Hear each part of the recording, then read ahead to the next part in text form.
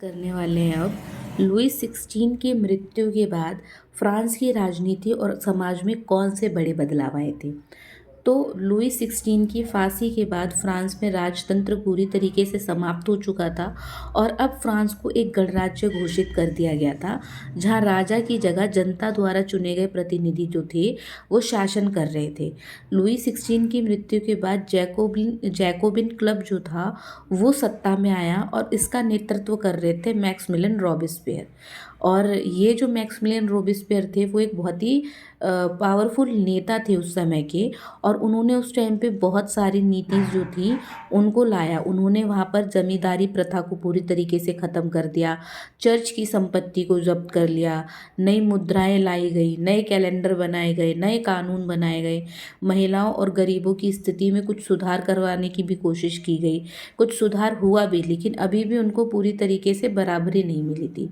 जो रॉबेस्पियर थे वो अपनी नीतियों को कठोरता से लागू करते थे, और इसके इतना ही नहीं, इन नीतियों का जो भी कोई विरोध करता था वह उसको गिलोटिन की मशीन के द्वारा उसका सर कटवा देते थे। उन्होंने अपने काल के दौरान न जाने कितने ही लोगों को, कितने ही नेताओं को गिलोटिन से मार दिया था। इतना ही नहीं, फ्रांसीसी क्रांति के दौरान जो भी उनके विरोधी थे, जिन्होंने भी राजा का समर्थन किया था, उन सभी को इन्होंने क्रांति का विरोधी या फिर देश का गद्दार माना और उन सभी को गिलोटिन से मरवा दिया गया था। इसी कारण से जैकोबिन का ये जो शासन काल था, इसे रीजन ऑफ टेरर यानी कि आतंक का शासन या फिर भय का शासन कहा जाता था, जहाँ पर लोग जो थे वो रॉबेस्पियर से बहुत ज़्यादा डरते थे, क्योंकि वो किसी को भी नहीं समझते थे। वो सिर्फ और सिर्फ अपने उसमें चलते थे, और जो भी उनका विरोध करता था उनको वो मरवा दिया करते थे। ऐसा माना जाता है कि लगभग 16,000 से ज़्यादा लोगों को उन्होंने गिलोटिन पर चढ़ाया था। उन्होंने जनता की आज़ादियों पर भी कई पाबंद लगा दिए थे। अखबारों, भाषणों और किसी भी प्रकार के विरोधी विचार पर रोक लगा दी गई थी। रॉबेस्पियर ने अपने जितने भी राजनैतिक विरोधी थे, उन सभी को देशद्रोही घोषित करके मरवा दिया था। उन्होंने चर्च की शक्ति को ख़त्म करने के लिए ईसाई धर्म को दबाया और नई धार्मिक प्रणाली लागू की गई। यहाँ तक कि खाने पीने की चीज़ों पर सरकारी नियंत्रण कर दिया गया, राशन प्रणाली लाई गई और कई सख्त कानून लागू किए गए।